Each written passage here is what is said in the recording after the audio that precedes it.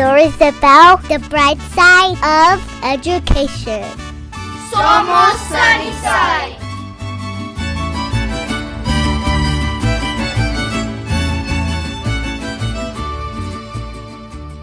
Hello, everyone. Welcome to another episode of Somos Sunnyside.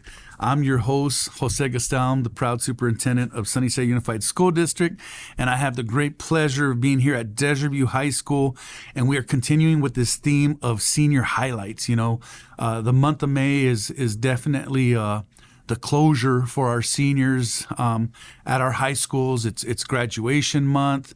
A lot of ceremonies are going on. We just had the Sunnyside Foundation Dollars for Scholars, where we had more than, I believe, approximately 60 seniors that received scholarships.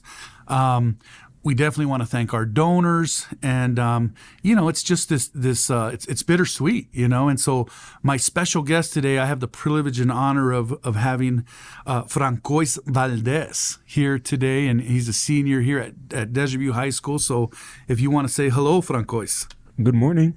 So Frankois not only is been super successful, here and earned these prestigious scholarships, but more importantly, or equally importantly, I should say, we want him to share his experience, especially for our listeners out there, for our students, our community members. I want to congratulate you, Frankois, as you're a co-valedictorian, meaning you finished number one in your class, and you're co-valedictorian because you were tied with someone else, but that is such an amazing honor. That is something that I'm sure you worked very hard to achieve, and just having the title of co-valedictorian, how does it feel? I'll be honest, it feels really great, mister. I feel really excited, and it's definitely validating after so many years of sleepless nights and such. It feels really nice. Yeah, I'm really happy. I bet you stayed up studying and stressing out with certain classes and certain exams because, as all students, and have gone through, some classes are harder than others, right? And require a lot more.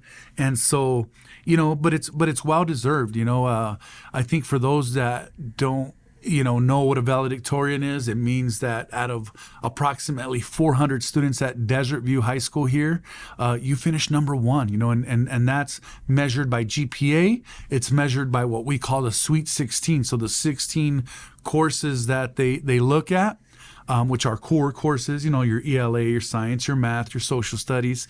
And what was your final GPA, if you don't mind me asking? So my current semester GPA is a 4.51, but I think overall it's a 4.43. Wow. 4.43, 4.51. Yeah, I never even reached 4.0, Frankois, but I worked hard, but I just didn't get there. And I think one of the things too I want to talk a little bit about is this piece of GPA, because I think a lot of students, when they transition from middle school to high school, they don't understand that GPA matters, that these grades are yours forever. Whatever gets stated on your transcript, especially the semester grades, your December grades and your May grades, that sticks with you forever. And that determines what your GPA is over the next 4 years that you're in high school. And so, as much as it's taught, because I will say that our schools do teach this, they do cover this, it's taught in middle school, it's taught in high school, it's taught when you enter as a freshman, that GPA matters. And so what is your message? Did you know that, coming into high school, about GPA or not? So I'm going to be honest. I'm going to quote the wise words of a YouTuber here. And when I was coming into high school, I think a concept that I really found useful was the bare maximum. Basically what that states is that you have to remember that you're a student first, and whatever you want to be as an individual after. You have to make sure that you're setting up your success so that you can actually lead a successful rest of your life. Because like you said, people are keeping track. You apply to colleges, you apply for jobs, and they're looking at your GPA. Even those basic, I guess, like the courses you take during freshman year, they're very important as far as your overall high school career and potentially your life. So you just want to make sure that you're getting just enough effort to be, getting B's and A's so that you can set yourself up for the future. Of course, while being like a good, well-rounded person outside of that as well. Absolutely, well stated. And so, to our listeners out there, it's definitely about doing your best. Grades are a reflection of who you are, right? I mean, I always just tell students, when colleges look at your transcripts, your grade transcripts, it's like a resume, right? It's going to tell a lot about you as a person. Did this person work hard? Did this person not work very hard? And so you have to put yourselves, in a position to reap the success, right? And so you've definitely done that. And so tell us, I think you're homegrown here. I think you went through our school system here in the Sunnyside community. Tell us what schools you attended, elementary, middle, and high. Now and high. Oh yeah. Okay. So for elementary school, I was a Ram at Liberty. Nice. I became a a Wildcat at my beloved Gallego Intermediate, and then I came over here and I became a nice Jaguar over here at Desert View. All right. So you were a Ram, a Wildcat, and now graduating a proud Jaguar. Mm-hmm. And so, what's cool about this time of year is on social media we start putting the accolades out, and I know you've been on our social media, on our Facebook district, because you're a Dorrance Scholar, and if I remember correctly, being a former high school principal here at Desert View, it's definitely a prestigious and very competitive scholarship, and you're a winner. You received that scholarship. From what I understand, is that scholarship is worth more than $100,000, and it provides an opportunity to study abroad as well. So, tell us a little bit about that experience. Do you mean like applying for it? Or? Yeah, applying for it. I'm sure there's an interview process for it, right? And then when you found out the news that, hey, you're the recipient of the Dorrance Scholar, tell us a little bit about that experience. Yeah, of course. So I've known that I was going to apply for the Dorrance for a while now because, like you mentioned, it's very prestigious. And so you kind of hear it both through word of mouth and by seeing these success stories. So when I was applying, I was like, okay, I got to get my act together. I got to find leadership opportunities and places to make myself excel. And so I applied. It was very stressful because I submitted like a minute before it was due. And were you procrastinating a little bit there, Frankois? Maybe. So I found out that I got semifinalist, which is where you get the opportunity for an interview. And I am very lucky to have the world's greatest counselor. Shout out Cecilia Pompa. She is my favorite. Yep. And Miss McCauley. And so they helped me to organize these really nice mock interviews. McCauley is very scary. She was like completely intimidated you a little bit? Yeah, no, totally. Like I went in very scared for the actual interview. But it went in. It was honestly it was a lot more, I wouldn't say casual, but a lot more reassuring than I thought it would be. I got to be myself a little more with who I was talking to. It was a council of people, and I left the room kind of feeling nervously excited because I knew that I had done the best of my ability, and it's like you always want to make sure that you don't have any regrets. Absolutely. At least like any large ones. A mistake here or there is like, yeah, I mean, you left with your head up high, right? And feeling like no regrets. I had a solid interview, and that happens because you're prepared, right? Yeah. It just doesn't happen because you walk in and you had a great interview. And a shout out to your counselors, as you mentioned that prepared you, because I think a lot of times it's hard to talk about yourself and your experiences, right, when you're in these interviews. Yeah. And so, but you have to sell yourself, and you're there competing with other people, right? And you have to say, I deserve this scholarship because of X, Y, and Z.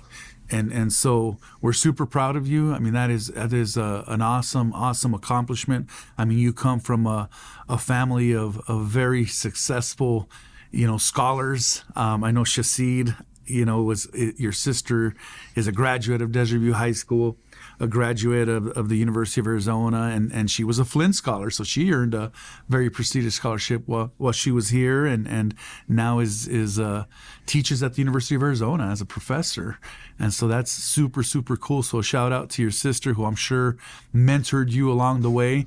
I always talk about breaking barriers, because for many of our students, they're first generation college going students, right? Yeah. Some of them are first generation high school graduates, and it's kind of neat. And I mentioned Shasid for this reason, is she was probably a first generation college graduate, but you aren't going to be now. But the neat thing about that is she was the trailblazer, and she was able to, I'm sure, give you some advice, mentor you a little bit in terms of what to expect when you go to high school, what to expect when you apply for a scholarship, what to expect as you're going to go on to college. So and I'm making a lot of assumptions here, but I'm thinking, some of those are correct. So talk to me a little bit about that, because,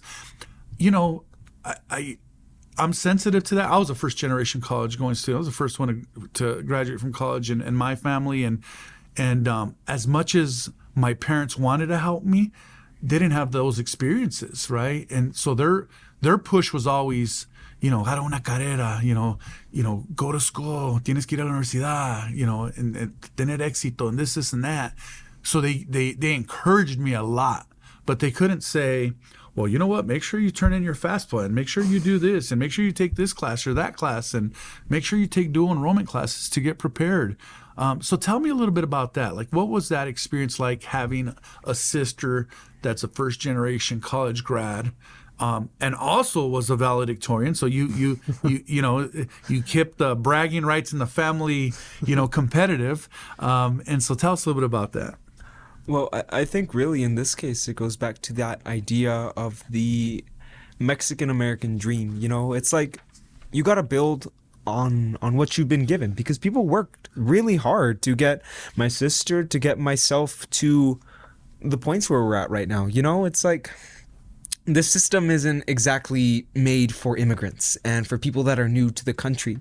So when you come here to establish yourself, you really have to work incredibly hard. And so my sister, she, like you said, she was that trailblazer. She established that path. So really, what I want to do with that experience that she's given is to develop, to push even further.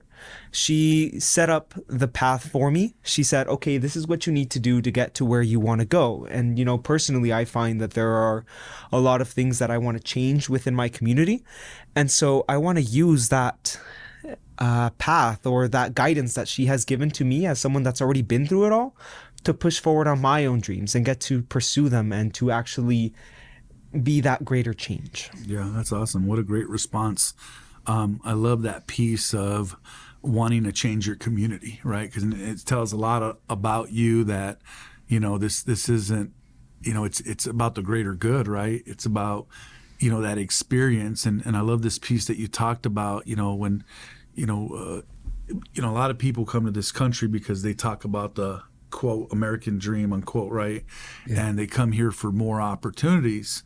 And just like my parents did, right? They came here because they wanted a better opportunity, a better chance at life.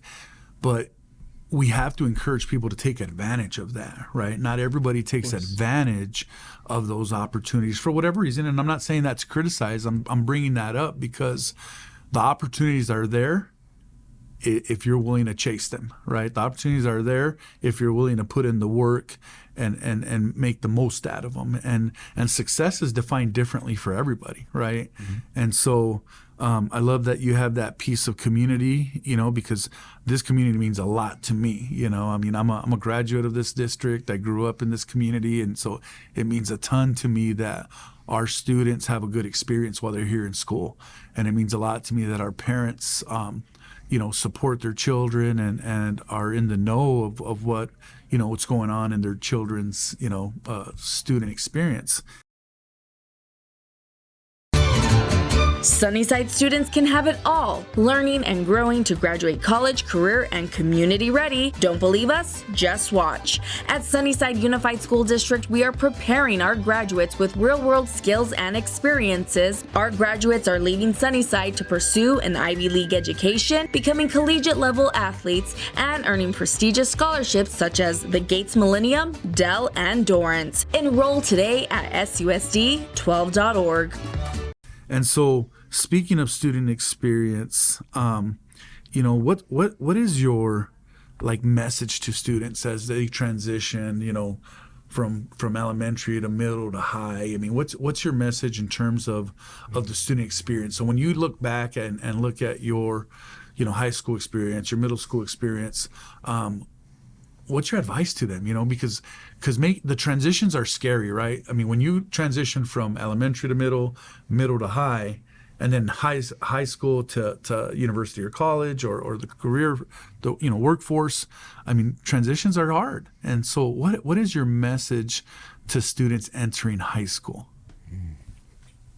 So this is going to sound like kind of obvious, but it's like whenever we're experiencing periods of change, whether that's in our personal life or professionally, moving across through the public education system, we have to remember who we are and to stay true to ourselves, because a lot of people end up chasing someone else's dream. Mm-hmm. A lot of people are molded into believing that there is only one way to get through a system, that you have to go to college or you have to go to vocational school or university.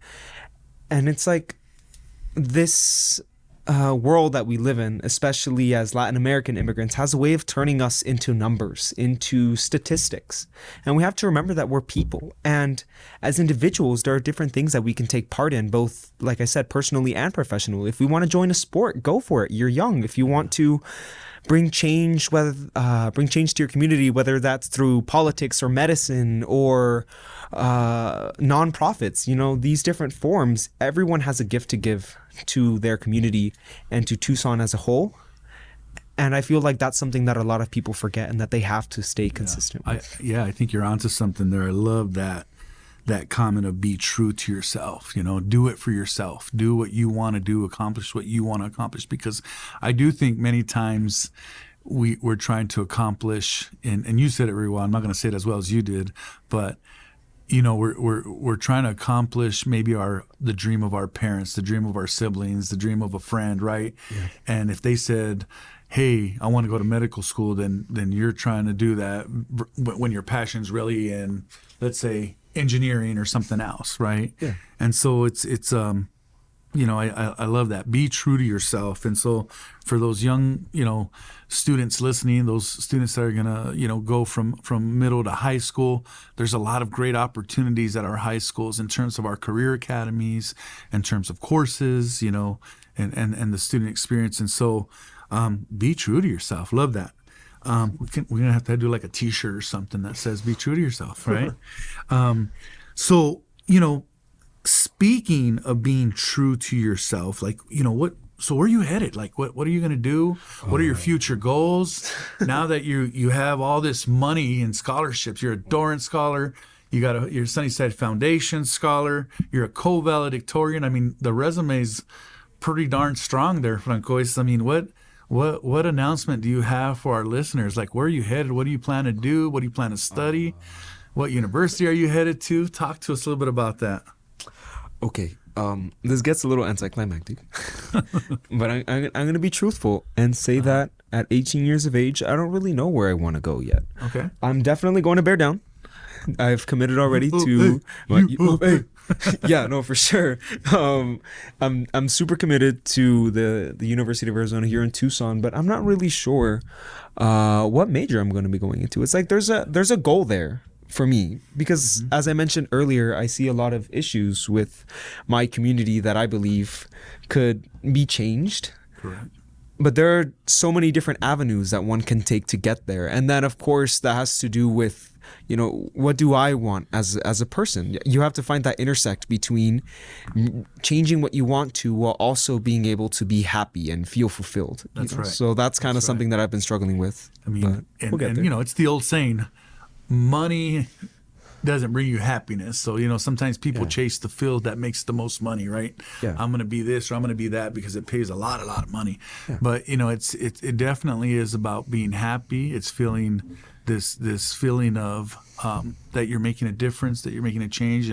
And to me, just talking to you here this morning, you're definitely want to impact your community in some way, shape, or form. So it's okay not to know. I mean, it really is. I mean, the neat thing is that you're committed. You're committed to going to college. Mm-hmm. You're going to go to University of Arizona, and you're going to figure it out, man. You're gonna figure it out. And once you do figure out what that, because I know you have a lot of different passions, but once you figure out, what you want to do, what you want to study, the sky's the limit. And I know you'll be successful at whatever you do. So congratulations, on picking the University of Arizona. Was there any close second place, or it was all University of Arizona all along? It was all bear down. Oh, it was my all God. bear down. Yeah, that's cool. I'm sorry, ASU. I love you, NAU, but it's just like sorry, Sun Devils. Sorry, Lumberjacks. Right? Yeah, it's all about the Wildcats. Mm-hmm.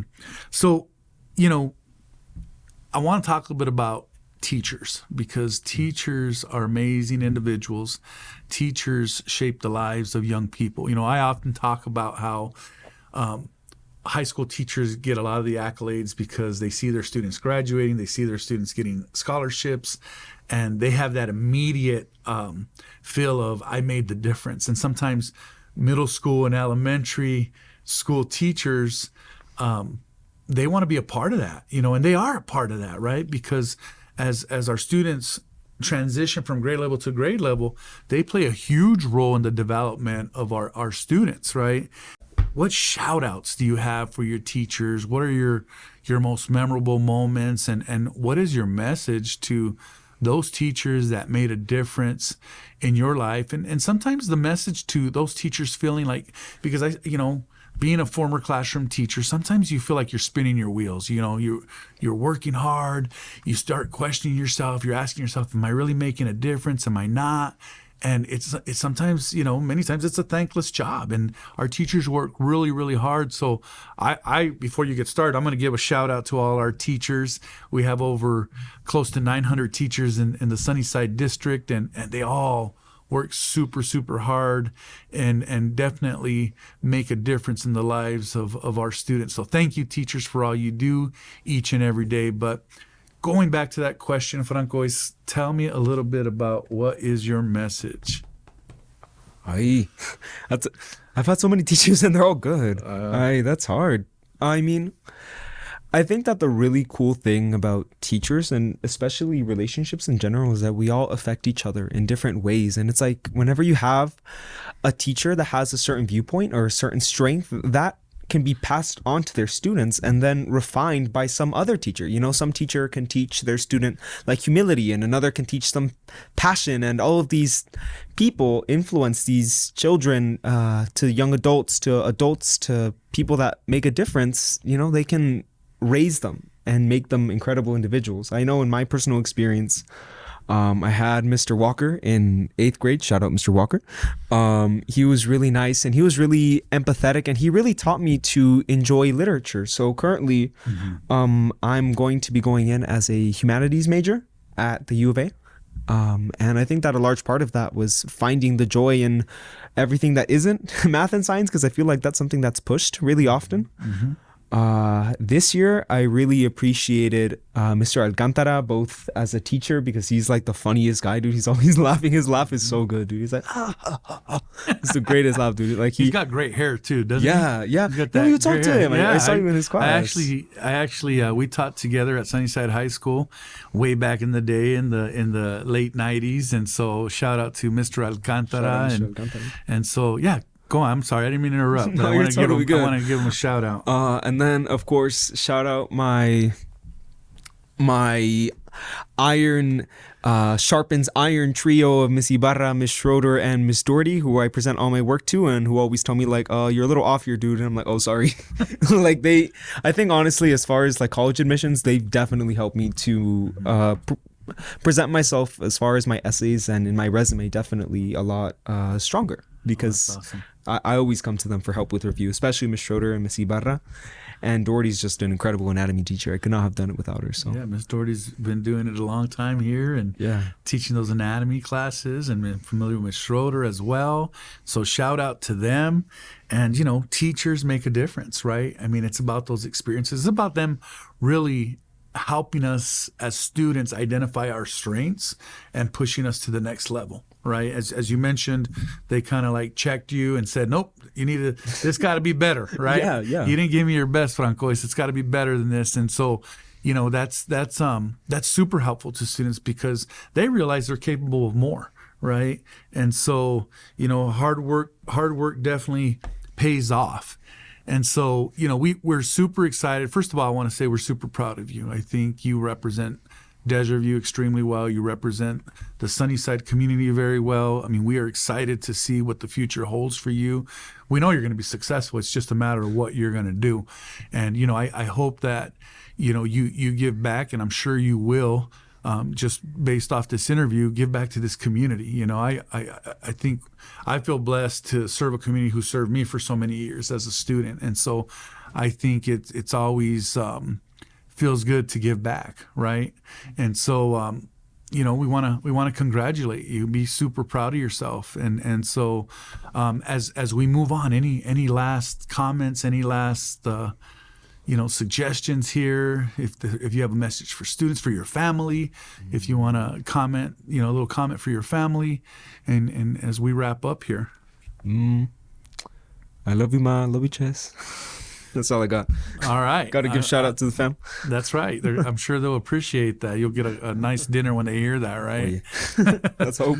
So that wraps up this episode of Somos Sunnyside. Thank you, Frankois. Thank you, Desert View High School. Graduation night is May 24th at 7 p.m. And I'm sure, you know, it's going to hit all the seniors as they see that stadium filled with families and friends, and we're there to celebrate their success. And so, hasta la próxima vez, Somos Sunnyside.